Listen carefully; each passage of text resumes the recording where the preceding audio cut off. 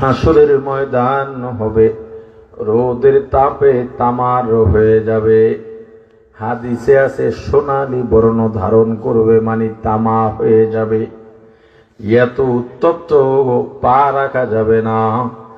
মানুষ গরমের তাপে ঘামতে ঘামতে, কিছু কিছু দুর্ভাগা মানুষের মাথার চারাগুলো ফেটে মগজগুলো পড়ে যাবে। এই ঘাম আর নাফরমানের মগজে একটা পুইজ বা ঘামের দরিয়া হয়ে যাবে, সমুদ্র হয়ে যাবে হাসরের ময়দান। কারো পায়ের টাকনু পর্যন্ত ঘাম দ্বারা ডুবন্ত থাকবে, কারো হাঁটু পর্যন্ত, কারো কোমর পর্যন্ত, কারো গলা পর্যন্ত। আর কিছু দুর্ভাগা আছে, তারা ঠাই পাবে না, ঘামের দরিয়ায় হাবুডুবু খাইতে থাকবে। মানুষগুলো পাগলের মতো করবে কিয়ামতের ময়দানে। তিনটা জায়গায় কেউ কাউকে চিনবে না, পরিচয় দেবে না, চিনবে। একটা হলো হাসরের ময়দান, আর একটা হলো আমল যখন মিজানের পাল্লায় মাপ দেওয়া হবে, আর একটা হলো পুলসিরাতের ঘাটিতে কেউ কাউকে পরিচয় দেবে না।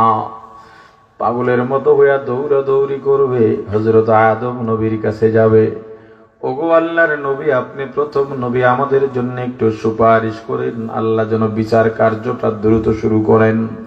কারণ ওই ঘামের দরিয়ায় 40 বছর পর্যন্ত হাবুডুবু খাওয়ার পর বিচার শুরু হবে।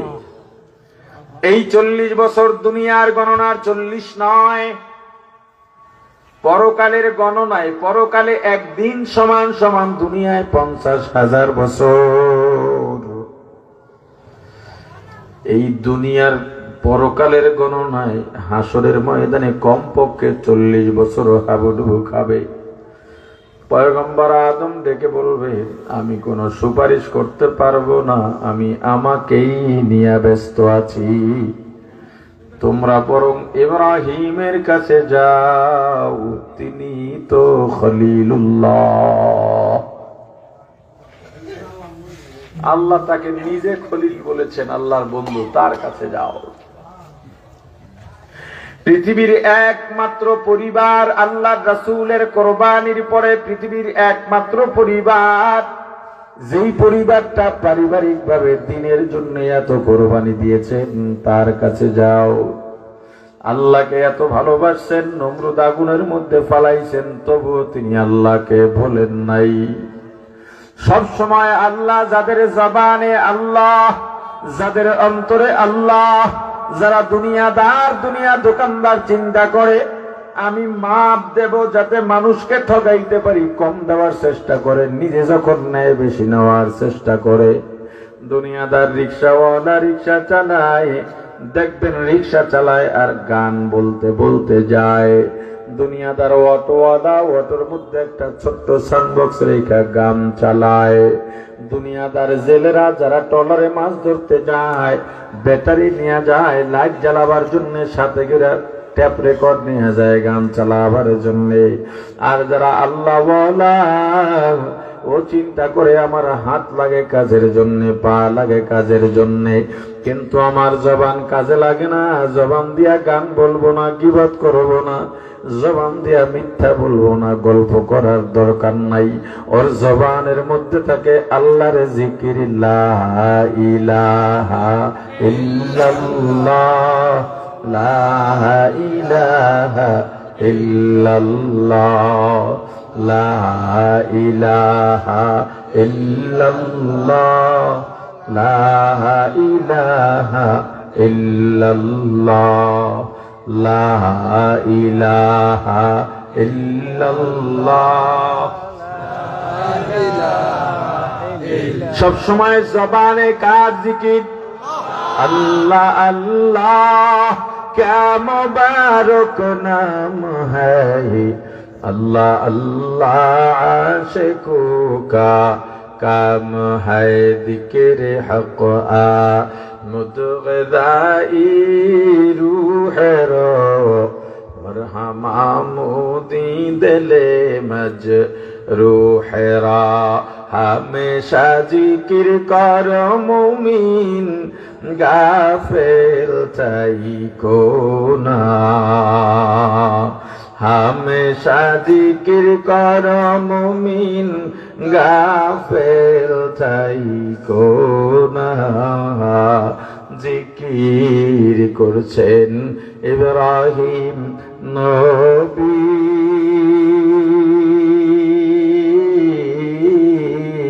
নমরুদেরা গুনে পড়ি আগুন হইল ফুল বাগিচা, আগুন হইল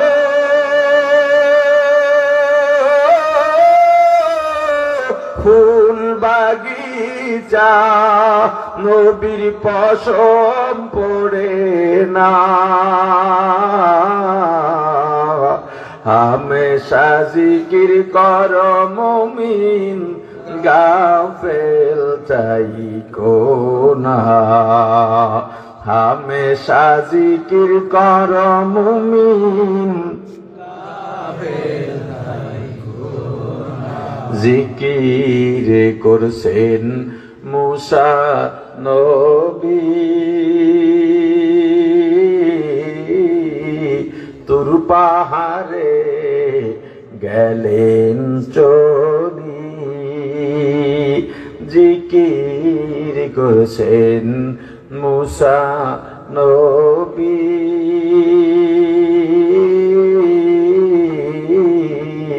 তুর পাহাড়ে গেলেন চলি। আল্লাহর নূরে পাহাড় জলে, আল্লাহর নূরে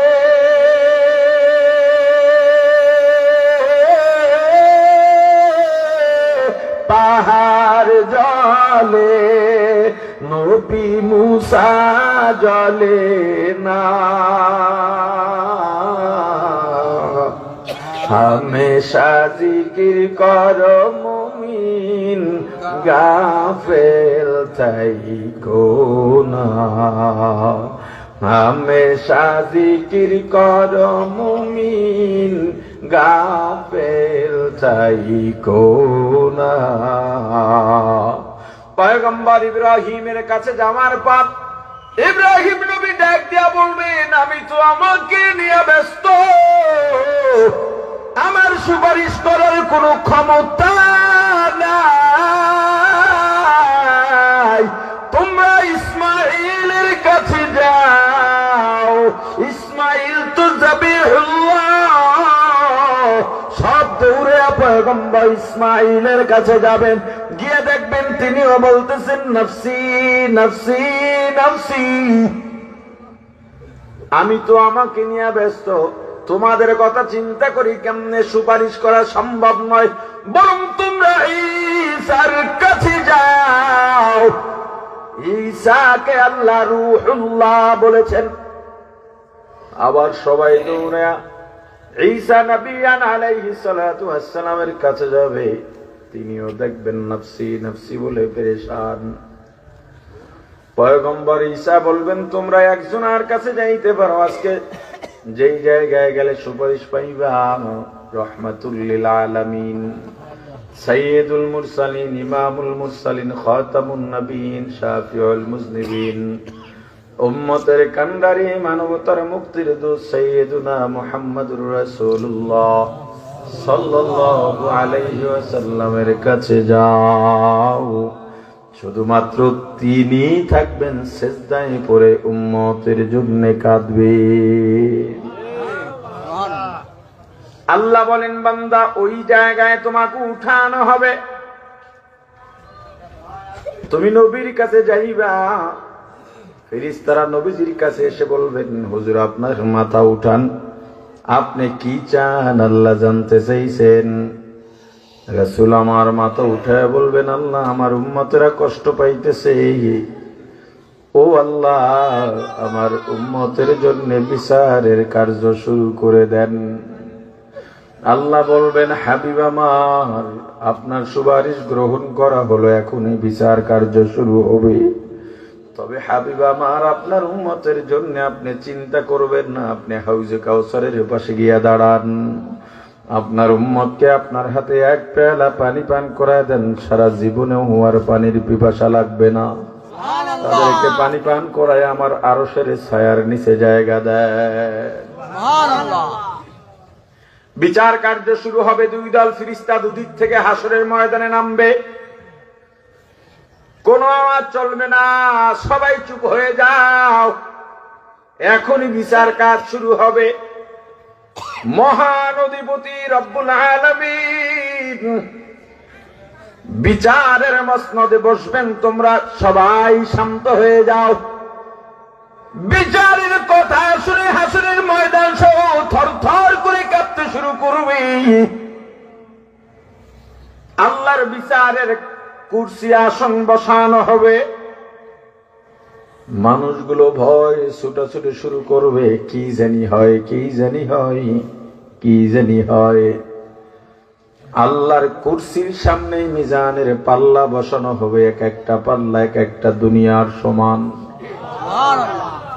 এরপরে একটা মেঘের মতো আসবে, ওই মেঘের মধ্য দিয়ে আমার আল্লাহ বিচারের বিচারকের আসনে বসবেন। ইনসাফি আদালত, দুনিয়ায় ঘুষ দিয়া ধমক দিয়া দলের পাওয়ার দেখাইয়া তুমি দোষী নির্দোষ প্রমাণ হয়ে যাইতে পারো, ভুলে যাইও না ওই জায়গায় কোনো ঘুষের লেনদেন হবে না, কোন ধরনের সুপারিশও কাজে লাগবে না, কোন পাওয়ার কাজে আসবে না। আল্লাহ বসেই ডাক দিবেন, এ তালতলির মেনিপাড়ায় আব্দুল্লাহর ছেলে আব্দুর রহমান, সামনে আসো। ডান পাল্লায় তোমার নেকি রাখো, বাম পাল্লায় গুনাহ রাখো। কিছু কিছু বান্দার গুনার পাল্লা ভারী হয়ে যাবে, যাদের ভারী হবে জাহান্নামে যাবে। কিন্তু কিছু বান্দা আছে গুনার পাল্লা ভারী হওয়ার পরেও আল্লাহ কুদরতি হাত দিয়া নেকের পাল্লাটা ঠেসে ধরে ওজন বানায় দেবে। ওরা কারা?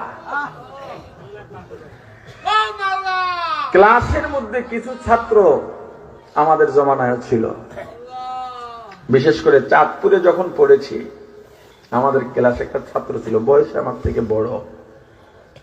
আমরা আসরের পরে খেলাধুলা করতাম, ও আসরের পরেও পড়তো, তাহাজ্জুদে উঠেও পড়তো, কিন্তু পরীক্ষায় কিছু লিখতে পারতো না। কিন্তু ওকে কখনো হুজুরদের ফেল নাম্বার দিতে দেখি নাই, সব পেপারে ও পাস করত। যা লিখতো তাতে কি করে, ফেল করে, কিন্তু হুজুররা ওকে 5 নাম্বার দিত। কেন? ওর চেষ্টায়। কথা বলে না, কিসে? চেষ্টায় 5 নাম্বার দিয়ে দিত। ও এত কষ্ট করে, ওরে ফেল দিলেও কষ্ট পাবে, ওরে ফেল দেওয়া যাবে না। দুনিয়ায় এমন কিছু বান্দা আছে, যেই বান্দাগুলা মাদ্রাসায় পড়তে পারে নাই, কিংবা পড়ছে হালাল হারাম যাচাই করে চলছে, চরমোনাই যাইয়া তবলিগে যাইয়া কেওড়া বনিয়া তালতলি যাইয়া দিনের বুঝ পেয়ে গেছে, কেরাত শুদ্ধ করে পড়তে পারে না, শিখতে গেছে তাও পারে না, বৃদ্ধ হয়ে গেছে, এখন আর মেধায় কুলায় না, জেহেনেও কুলায় না। যখনই নামাজে দাঁড়ায় কেরাত শুদ্ধ হয় না, এই চিন্তায় ভয় থরথর করে কাঁপে, আর 2 চক্ষু দিয়া টপ টপ করে পানি পড়ে, রাতে আর ঘুমায় না, ভয় তাহাজ্জুদে দাঁড়ায় যায়, তেলাওয়াত করতে পারে না, কিন্তু কোরআন শরীফ খুলে লাইনে লাইনে আঙুল টানে আর চোখের পানি ছেড়ে গুনগুন করে কাঁদে। রমজান মাসে সাহারি খায়, সাহারির আগে উঠা তাহাজ্জুদ পড়ে আর আল্লাহর দরবারে কাঁদে। জমিনে রোয়া রুইতে যায়, ফসলের কাজ করতে যায়, আর গুনগুন কইরা বড় দরদ নিয়া বলে, ওরে আমার আল্লাহ, তোমাকে বুঝি আমি পাইলাম না। রাতে ঘুমায়, গুনগুন করে জিকির করে আর ঘুমায়, জিকির করতে করতে ঘুমায় যায়। আহারে মাঝে মাঝে ঘরের দরজা খুলে বা জানালা খুলে বসে ওই আকাশের দিকে তাকাইয়া গাছের দিকে তাকাইয়া কাঁদে আর বলে, ওরে আমার মাওলার, এই যে গাছ বানাইলা, এই গাছের তো কোনো হিসাব নাই, আমাকে হিসাব নেবা কেমনে হিসাব দেব রে।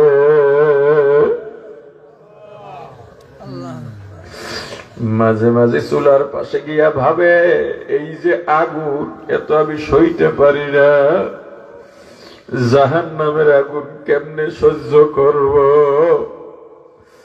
আহারে আল্লাহ, আমি তো তেলাওয়াত করতে পারি না, তুমি কি আমারে মাফ করবা? আমার নামাজ শুদ্ধ হয় কিনা জানি না, তোমার দয়া ছাড়া আমার উপায় নাই।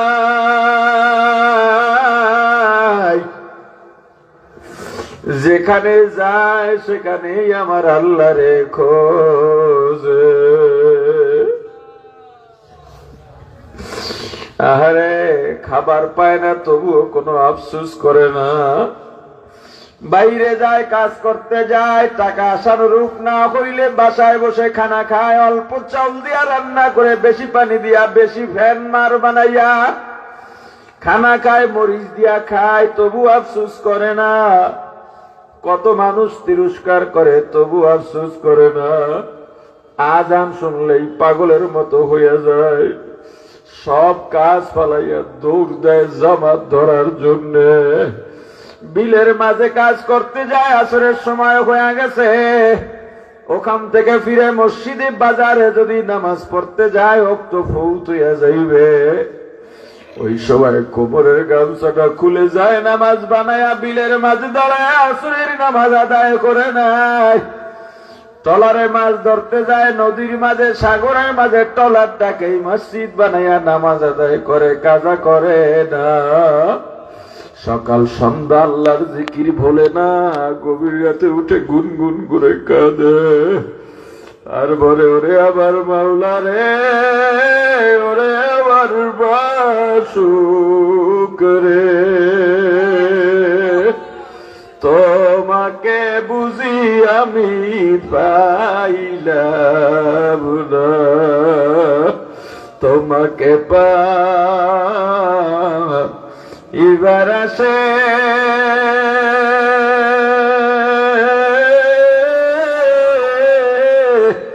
ঘুরিয়া বিদেশ বিদেশে, চরমনারি ময়দানে করলাম বিছানা, তালতলি ময়দানে করলাম বিছানা। জায়গা নাই, জমি নেই, ছোট্ট একটা কুড়ে ঘর উঠাইয়া, আহারে তার পর্দা কেনার মতো, কাপড় কেনার মতো, এমনকি পলিথিন কেনার মতো টাকা নাই। ওই কলা পাতা কেটে কেটে বাড়ি চাইরু পাশে আউলি বানা দেয় পর্দা বানাইয়া। ওই জায়গায় বিবির আগে কখনো বিপর্দায় বের করি নাই, চাইলেই অসৎ পথে যাইয়া কুরমা পোলাও বিরিয়ানি খাইতে পারত। যখনই মানুষ কোটা দেয়, মরিচ দিয়া ভাত খাইলেও শুকরিয়া আদায় করে চোখের পানি ছেড়ে কাঁদে আর বলে, আবার আল্লাহ, দুনিয়ার মানুষ যে যা বলে বলুক, আমার দ্বারা যেন হারাম বক্ষণ না হয়। ও চিন্তা করে, জোতা পায়ে দেওয়ার সময় খেয়াল করে কোন পা আগে ঢুকাইলাম। ও চিন্তা করে খানা খাওয়ার সময় তা হালাল না হারাম। ও বিবির সাথে কথা বলার সময় চিন্তা করে আল্লাহ বেজার হয় কি হন না। ও চিন্তা করে বাজারে গিয়া বেশিক্ষণ বসে না, গীবত হয় চলে আসে। ওর মাথার পাগড়ি নামায় না, টুপি নামায় না, রিক্সা চালায় তখনও মাথায় টুপি। ও জমিনে কাজ করতে যায়, হাঁটুর উপরে কাপড় উঠায় না, মাথার টুপি খোলে না। সবাই দুনিয়া নিয়ে ব্যস্ত, আর আবার বান্দার চেহারার মধ্যে কেমন যেন একটা ফ্যাকাশে ভাব। কিছুক্ষণ যায় আর আহ বলে একটা ডাক দেয়, কিছুক্ষণ যায় আবার একটা বলে ডাক দেয়, আর কিছুক্ষণ পর পর বলে আহারে আল্লাহ তুমি আমাকে মাফ করে দাও। আউলিয়ারা কারে উকবায় ইখতিয়ার, জাহেলারা কারে দুনিয়ায় ইখতিয়ার, আশিকারা মিল্লাত মাযহাব জুদাস, আশিকারা মিল্লাত মাযহাব খোদাস। এই বান্দাগুলোর চেষ্টার কারণে দুনিয়ার চোখের পানির বদৌলতে ও যে নামাজ পড়ছে, নামাজ সহি হয় নাই, ও তেলাওয়াত করতে পারে নাই, ওর তেলাওয়াত শুদ্ধ না, কিন্তু চেষ্টায় কমতি রাখে নাই, ওর ইখলাসে কমতি নাই, তাকওয়ায় কমতি নাই। আল্লাহর দয়া ওর উপরে এমন ভাবে কিয়ামতের ময়দানে নাজিল হবে, আল্লাহ নিজ কুদরতে হাত দিয়া নেকের পাল্লাটা ভারী বানাইয়া ওকে ডান হাতে আমলনামা দিয়া বলবেন যা যা এই দিকে জান্নাত। ওদিকে পুলসিরাতের গোড়ায় জান্নাতের ফেরেশতারা দাঁড়ায় থাকবে, লাল গালিচা বিছাইয়া। জান্নাতীরা পুলসিরাত চুলের মতো চেকন দেখবে না, বিশাল বড় ব্রিজ দেখবে, মহাসড়ক, দুই ধারে ফেরেশতারা দাঁড়ায় রয়েছে, ইস্তেকবাল জানাইতেছে। তালতলি থেকে বরগুনা যাবা, আমতলি যাবা, কলাপাড়া যাবা, তালতলির গাড়ির হেল্পার ডাকতেছে, কে কে যাবেন, আসেন আসেন, আগে ছাড়বে আগে ছাড়বে। ওই জান্নাতের পুলসিরাতের গোড়ায় দাঁড়াইয়া জান্নাতের ফেরেশতারাও ডাকবে, জান্নাতি মেহমান আসো আসো আসো। সালামুন আলাইকুম তিবতুম ফাদখুলুহা খালিদিন। আহারে ওই যে গরিব মানুষটা যার বাড়ি কাজ করছে, ওই ধনীটাকেও ডাকবে, মহাজনায় আয় আমল রাখ, ডান পাল্লায় নেক, বাম পাল্লায় বদি, গুনাহ, গুনার পাল্লাটা ভারী হয়ে যাবে। আল্লাহ ফেরেশতাকে বলবেন ওর আমল ওকে প্রাপ্য, হাতে দিয়া দাও, বাম হাতে দাও। জাহান্নামীকে বলবে বাম হাত বাড়াও, বাম হাত বাড়ানোর সঙ্গে সঙ্গে হাতটা পেটের মধ্যে দিয়া ফুটা কইরা পিঠের দিকে বাইর কইরা জোরে টান মারবে। এত জোরে হাত টান মারবে সিনা ভেঙে পেটের সঙ্গে লেগে যাবে।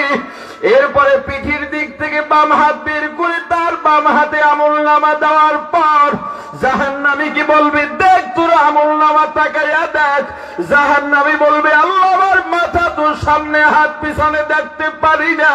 সঙ্গে সঙ্গে ঘাটটাকে এমন ভাবে মুসুর মাইরা ভাঙ্গা পিছনের দিকে ফিরাইয়া এরপর বলবে এই দেখ তোর আমলনামা, এবার যা তোর পথ এই দিকে। জাহান্নামেও দৌড়াবে, দেখবে জান্নাতীও এই পথে গেছে, আমিও মনে হয় সেই পথেই যাচ্ছি। আল্লাহ হয়তো আমার উপরে গোসা কইরা একটু ঘাড় ফিরায় দিছে, আবার ঠিক হইয়া যাবে। গিয়া দেখবে সে পুলসিরাত দেখা যায় চুলের মতো চিকন। জান্নাতেও যাওয়া লাগবে পুলসিরাত পার হইয়া, জাহান্নামের উপরে থাকবে পুলসিরাত, দেখবে চুলের মতো চিকন। দুই পাশের যে রেলিং তার জাহান্নামের আগুনের রড দিয়া বানানো আগুন দাউ দাউ করে জ্বলতেছে। ওই যে প্লেট থাকবে চুলের মতো চিকন, ধার দেখা যায়। একদল মানুষ দৌড়াইয়া উঠবে পার হওয়ার জন্যে, পার হওয়ার আগেই কেটে কেটে নিচে জাহান্নামে পড়ে যাবে। একদল মানুষ হারতে হারতে যাবে, অর্ধেক যাওয়ার পরে পড়ে যাবে। আর একদল মানুষ একেবারে ওই মাথায় চলে যাবে, মাত্র এক কদম বাকি আছে, এক কদম দিলেই পার হয়ে যাবে। কত আশা, ওই সময় কেটে কেটে জাহান্নামের মধ্যে পড়ে যাবে। আর একদল কপাল পুরা, পা দিয়া পারাইয়া পারাইয়া যাবে না, ওই পা উপরে দিয়া নিজের চেহারাটা পুলসিরাতের উপরে দিবি, এরপরে মুখ এভাবে ঘুরিয়া ঘুরিয়া ঘুরাইয়া ঘুরাইয়া ওই পুলসিরাত পার হবে, আর বিকট চিৎকার দিবে, ও আল্লাহ আমাকে এমন পরিস্থিতিতে কেন ফেলাইলা? আল্লাহ ডাক দিয়া বলবেন, আমি ফেলাই নাই, আমাকে দোষারোপ করিস না। ওয়াসিকাল্লাযীনা কাফারু ইলা জাহান্নামা যুমারা হাত্তা ইযা জাউহা ফুতিহাত আবওয়াবুহা ওয়া ক্বালা লাহুম খাযানাতুহা আলাম ইয়াতিকুম রুসুলুম মিনকুম ইয়াতলুনা আলাইকুম آيات ربكم وينذرونكم لقاء يومكم هذا। আহারে তোর কাছে নবী পাঠাইছিলাম, রসুল পাঠাইছিলাম, আলেম পাঠাইছিলাম, ওই তালতলির পিসাব, কেওড়াবুনিয়ার পিসাব, চরমনাইয়ের পিসাব কত হাতে পায়ে ধরে ধরে তোদেরকে বুঝাইলো, চোখের পানি ছেড়ে কেঁদে কেঁদে বুঝাইলো। তোদের গ্রামে গ্রামে চলে গেছে 10 জন 20 জন 100 জন মানুষ বসত, তার মধ্যে চোখের পানি ছেড়ে ছেড়ে বুঝাইছে। তোদেরকে কত জাহান্নামের ভয় দেখাইছে, দিনের কথা বলছে, কিন্তু তোরা মানো নাই, মানো নাই, মানো নাই। আমাকে দোষ দিস না, সব তোদের কর্মফল। আল্লাহ বলেন, ও বান্দা দুনিয়ায় এত কিছু দিলাম, সব ভুলে গেছ, অথচ জানোস না, ভুলেই গেছ। দেখো না পাশে কত মানুষ মারা যায়, তুইও মরবি। এই মরাই শেষ নয়, আবার সুম্মা ইউহয়িকুম, আবার জীবিত করা হবে। এই যে মরবি, মরার ভয় কি তোর মধ্যে নাই? গত 20-25 দিন আগে একটা ভিডিও ভাইরাল হয়েছিল, দাদা মারা গেছে, ছোট্ট একটা নাতি, দাদার কবরের পাশে দাঁড়াইয়া রয়েছে, আর দেখো, ও দাদু, দাদু ওঠো ওঠো, নামাজ পড়তে যাবা না? তোমার টুপি দিয়ে ঘরে রয়েছে। দাদু ওঠো, কি করুন ডাক। আরে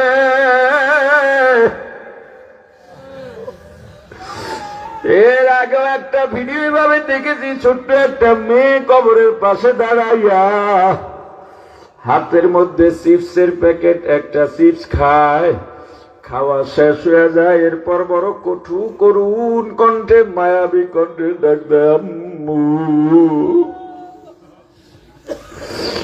আম্মু ওঠো, আম্মু তোমাকে ছাড়াই আমার ঘুম আসে না। এ আমার ভাই বাবাজি, তুমি আমিও মারা যাবো, যে সন্তানের জন্য আজকে জীবনটা উৎসর্গ করে দিলাম। ওই সন্তান কবরের পাশে গিয়ে আব্বু আব্বু বলে ডাকবে, জবাব দিতে পারব না। পীরের দরবারে আসো, বেশি বেশি মুরাকাবার সবক নাও, মুরাকাবা দিয়া মানুষ আল্লাহওয়ালা হয়ে যায়। সবকের বাইরেও মুরাকাবা করা যায়, সবক লাগে না। যারা মুরিদ হয় তাদের পীরের নিয়ম মেনে মুরাকাবা করা। এছাড়া তুমি প্রতিদিন যখন বিছানায় যাইবা, বাতি বন্ধ হইয়া গেছে, বালিশে মাথাটা লাগাইয়া শুইছ, সবাই চক্ষু বন্ধ করেন, বন্ধ করে ভাবেন আমি এখন বিছানায় শোয়া আছি। কারো চক্ষু খোলা রাখবেন না, ভাবেন আমি বিছানায় শুয়ে গেছি, আমার পাশে আমার বিবি ঘুমানো, ওই রুমে ছেলে মেয়েরা ঘুমানো, পাশের রুমে মা বাবা ঘুমায়া রইছে, এক এক রুমে ভাই আছে, বোন আছে, আমিও আছি আর এক রুমে বিবিরে নিয়া। বিবি ঘুমাইয়া গেছে, আজরাইল তো এখনো আসতে পারে।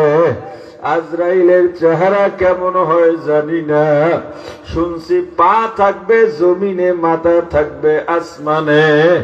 ওই আজরাইল এলে কেমন করব ওরে। আজরাইল এলে আমাকে কেউ ধরবে না, কেউ জানবে না, কেউ রাখতেও পারবে না। নিজেকে লাশ বানায় নাও, মরার আগে একবার মর, মরার আগে একবার মর, মরার আগে অন্তত একবার মর। আমি তো মরেই গেলাম, আমার বিবিও জানে না, ভাই বোন কেউ জানে না। আজরাইল তো আমাকে নিয়ে গেল, আমার দেহটা পড়ে আছে।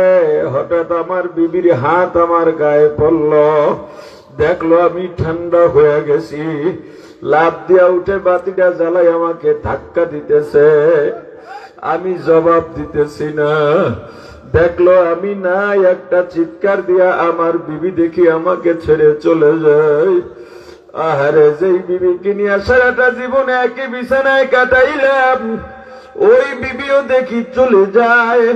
আমার মা কাঁদতেছে, আমার বাবা কাঁদতেছে, আমার ছোট মেয়েটা, আমার ছোট ছেলেটা আমাকে জড়াইয়া কাঁদে, কপালে চুবু খায়, গালে চুবু খায়, আর আব্বু আব্বু বলে ডাকে, জবাব দিতে পারি না।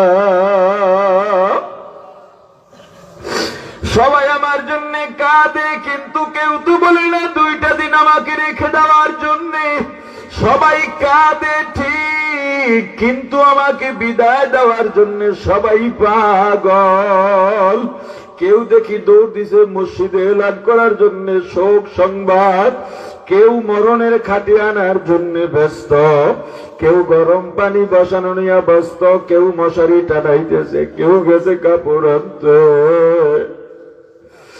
আমাকে গোসল করাইতেছে। আমি সব দেখতেছি, কিন্তু কিচ্ছু বলতে পারি না। পাতলা সাদা 5খানা কাপড়ের প্যাকেট দিয়ে আমাকে বাঁধা দিছে, পায়ে রশি দিয়া বাঁধছে, মাথার মধ্যে মুষ্টি দিয়া বাঁধছে। আমি এখন লাশ, আমি এখন সাদা কাপড়ের প্যাকেট বন্দি। আহারে, সবাই এসে একটু দেখতে চায় আমার চেহারাটা। আহারে, আমার ছোট ছোট ছেলেমেয়েরা চিৎকার দিয়া দিয়া কান্দে, আমার বিবি কান্দে আর বলে তোমাকে ছাড়া কেমনে থাকব। আমার ছেলে মেয়ে কান্দে, আব্বু কাকে বাবা বলে ডাকব। আমাকে জানাজা পড়াইয়া মুর্দার কাঁধে চড়াইয়া 4 জনে কাঁধে লইয়া ওই কবরের দিকে রওনা দিছি। আমার মা বাড়ির দরজায় গাছের আড়ালে দাঁড়ায় আমার খাটের দিকে তাকাইয়া তাকাইয়া কাঁদে।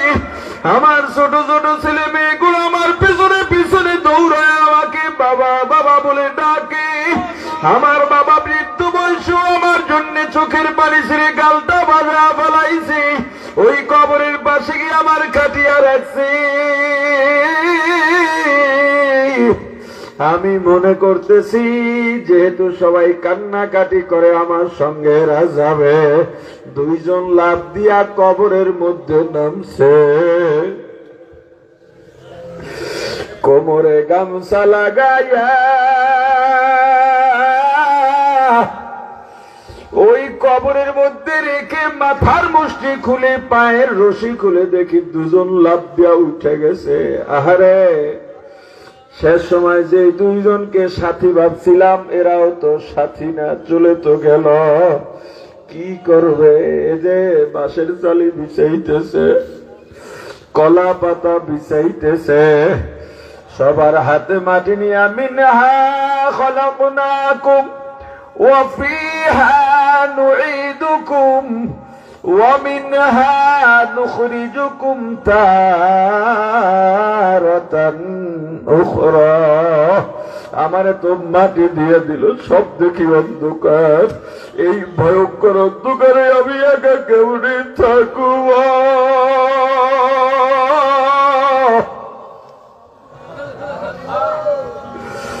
ওই কবরের অন্ধকারের চেয়ে ভয়ঙ্কর অন্ধকার পৃথিবীতে আর হবে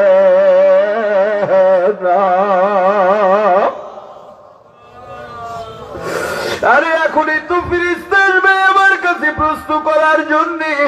আমি যদি জবাব দিতে না পারি কবরটা জাহান্নামের আগুনে ভরে যাবে। ওই কবরের মাটি বলবে ধর ওকে ধর, ভালো করে ধর, ওর হাত দিয়ে সব চুরমার করে ফেলা। জাহান্নামের সাপগুলো শো শো করতে করতে আসবে, পালাইতে পারবো না। এতটুকু চিন্তা করার পর যদি তোমার অন্তরে ভয় আসে, তোমার হাতে পায়ে ধরে বলি আর ঘুমাইও না, একটু জাগো। আল্লাহ কিন্তু প্রথম আসমানে এসে বসে আছে, বড় মায়া করে ডাকে, বান্দা আমার ছেলে নাই, মেয়ে নাই, মা নাই, বাবা নাই, বান্দা আয়, তুই তো ঘুমাইছ, আমি কিন্তু ঘুমাই নাই। কেন জানিস বান্দা, তুই যদি আমাকে ডাক দিস আল্লাহ বলে, আমি তোর ডাকে জবাব দিতে প্রস্তুত। তুই একটু আমাকে ডাক দে বান্দা, ডাক দে আল্লাহ।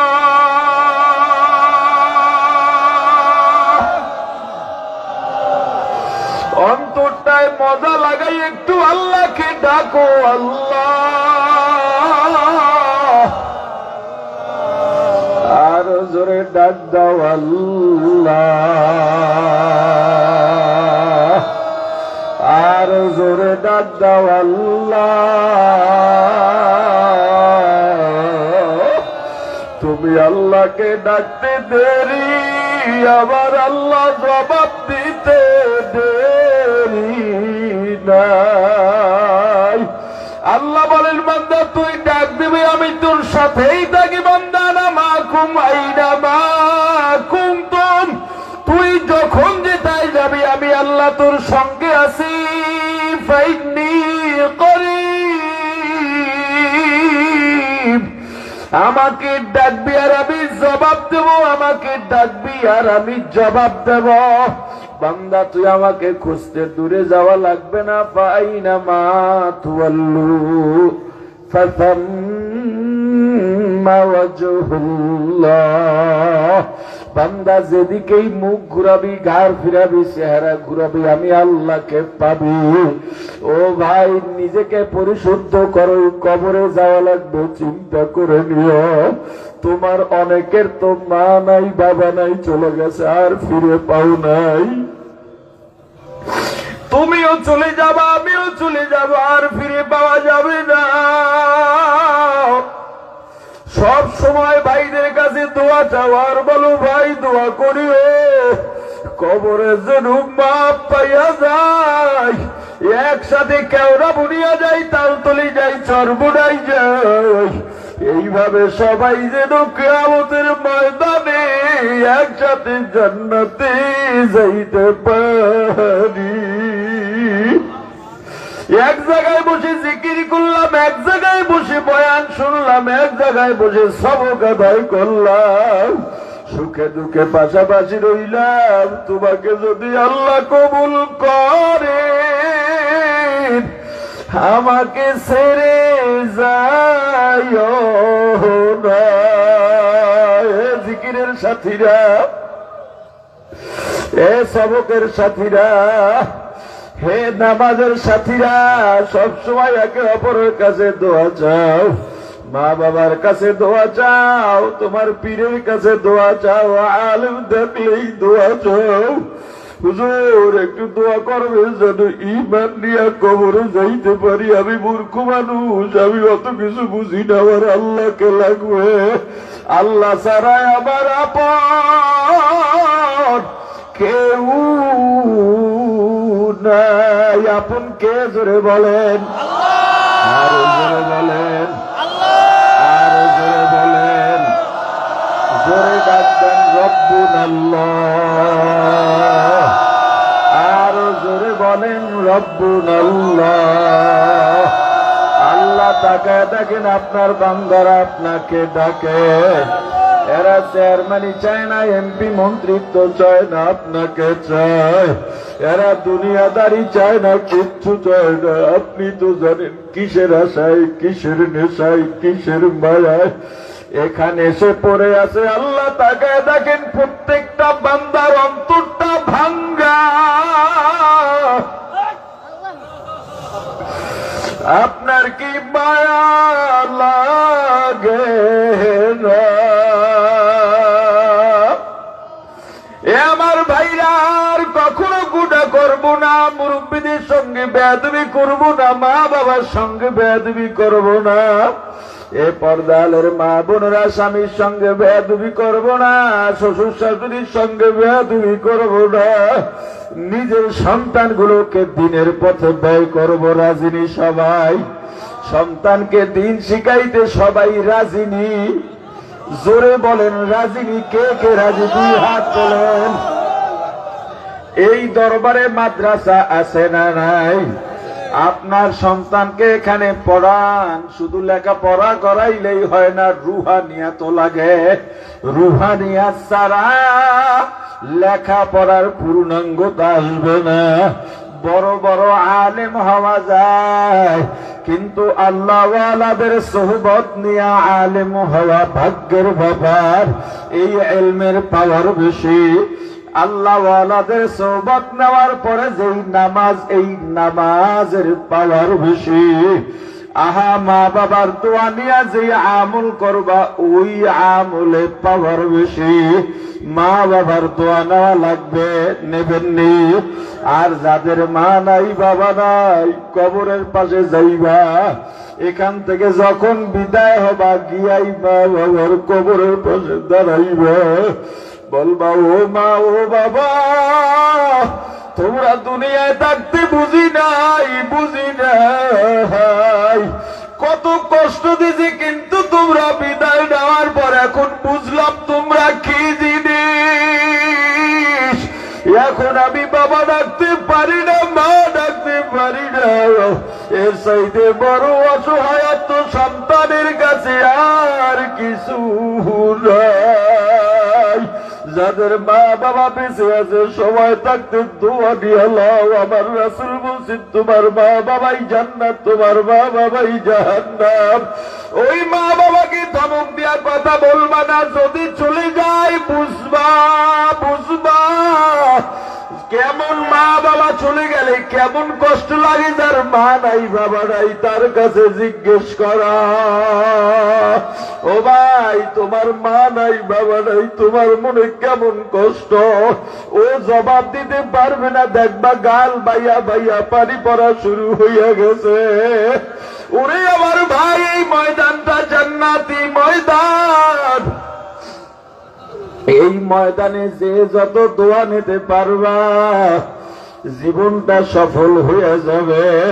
শত শত মানুষের চোখের পানির ফোঁটা যেই জমিনে পড়ে গেছে, কত মানুষের গাল ভেজা, দাড়ি বাইয়া বাইয়া টপ টপ করে পানি পড়তেছে। আর কবে সুযোগ পাবি রে ভাই? যদি তোমার পাশে তোমার বাবা থাকে, তাকে ধরে একটু মাপ চেয়ে দাও, দোয়া চাইয়া দাও। যদি তোমার বাবা না থাকে, দেখো বাবার মতো দেখতে কাকে চেনা লাগবে না, বলো আমার বাবার মতো আপনাকে দেখতে। আমার জন্য একটু দোয়া করে নে। কার পাশে কে আছে একটু দোয়া লও ভাই। কার পাশে কে আছে একটু দোয়া লও। কার পাশে কে আছে দোয়া লও। আহারে, আজকের এই দোয়ার মর্ম বুঝবা, সময় কিন্তু নাই। কে কোন দিন মারা যাবে জানা নাই। এ বাবারা, সন্তানের জন্য একটু দোয়া করো, ভালো করে দোয়া করো, অন্তর দিয়ে দোয়া করো, চোখের পানি ছেড়ে দোয়া করো। আল্লাহ তাকে তাকে এই মানুষগুলো আপনার জন্য পাগল। একটা মানুষকেও এখান থেকে খালি ফিরাইয়া দিয়ে না। এ আল্লাহর বান্দারা, আজকের এই দিন কিয়ামতের ময়দানে সাক্ষ্য দেবে। এই জমিন কিয়ামতের ময়দানে সাক্ষ্য দেবে। এই চোখের পানি বৃথা যাবে না। আল্লাহ গুনাহগারদের মাফ করে দেন, বলেন আমিন। লা ইলাহা ইল্লাল্লাহ, লা ইলাহা ইল্লাল্লাহ, লা ইলাহা ইল্লাল্লাহ, লা ইলাহা ইল্লাল্লাহ।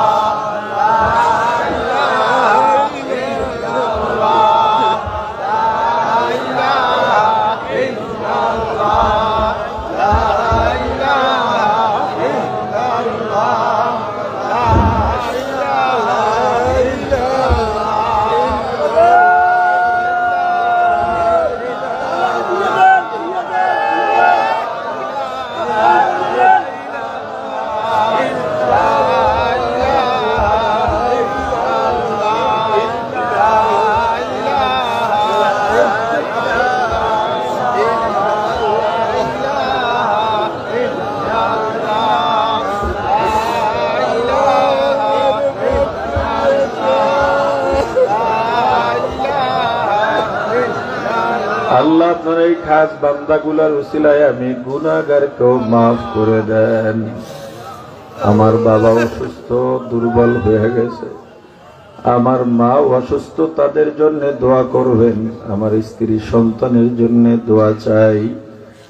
যতদিন বেঁচে আছি ততদিন যেন হক হক্কানিয়াতের উপরে থাকতে পারি। যতদিন বেঁচে আছি ততদিন যেন হকের উপরে থেকে দ্বীনের দাওয়াত দিতে পারি। দুনিয়া যেন গ্রাস করে না নেয়। অহংকার, তাকাব্বুর, হিংসা, ফাসাদ থেকে আল্লাহ যেন হেফাজত করে। আপনাদের দোয়ার বড় ভিখারি, দোয়া করবেন আল্লাহ যেন আমাদের ভাইদেরকে, আমাদের বাপ চাচা যারা আছে সবাইকে নিয়ে মিলে মিশে থাকার তৌফিক দান করেন, বলেন আমিন। সুবহানাল্লাহি ওয়া বিহামদিহি, সুবহানাকাল্লাহুম্মা ওয়া বিহামদিকা, আশহাদু আল্লা ইলাহা ইল্লা আনতা, আস্তাগফিরুকা ওয়া আতুবু ইলাইক।